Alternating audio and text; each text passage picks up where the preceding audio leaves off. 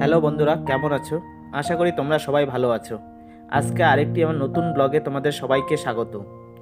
আজকে নতুন ব্লগটা শুরু করছি সকালবেলা এই কারণে শুরু করে প্রথমেই দেখাবো আজকে তোমাদের আমাদের বাড়ির সামনে ভিউগুলি।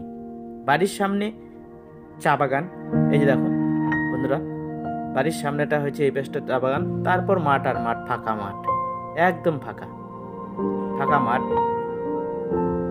এরপরে বাড়ির সামনে এই যে পাকা রাস্তা, এটা হচ্ছে আমাদের বাড়ির সামনে একটা টিনের গেট আমাদের বাড়িতে, বন্ধুরা দেখতে পাচ্ছ।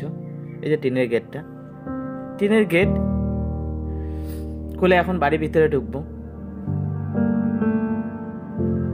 বন্ধুরা সাথে থাকো, দেখো আমাদের বাড়ি। এই যে আমাদের বাড়ির ভিতরটা ঢুকলাম।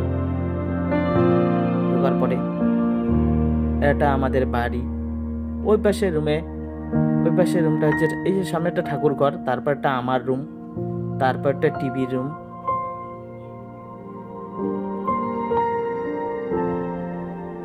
এই যেটা খোলা আছে এটা টিভি রুম, আর ওই পাশে বাবা মার রুম। আমাদের টিনের ঘর, বন্ধুরা দেখতে পাচ্ছ।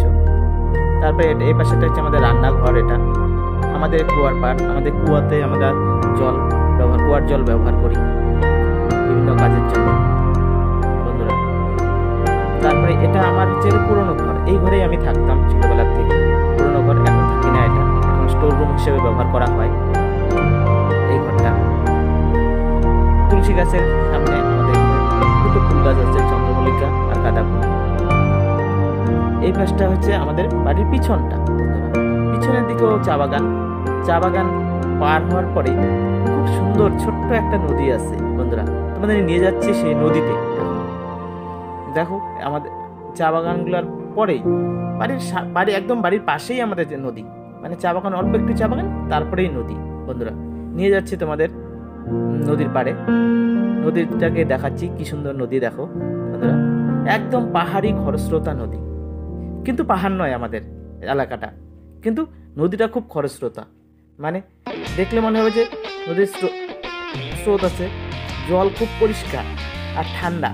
নদীতে খুব অনেক পাথরগুলো শ্যাওলা পড়ে গেছে, কালো হয়ে গেছে পাথর শ্যাওলা পড়ে, কিন্তু অনেক পাথর আর শ্যাওলা, আর এত ঠান্ডা, তাই আমরা নদীতে খুব কম আসি। দেখো নদীর ভিউটা, দেখো দৃশ্যটা খুব সুন্দর, নদীর ভিউটা।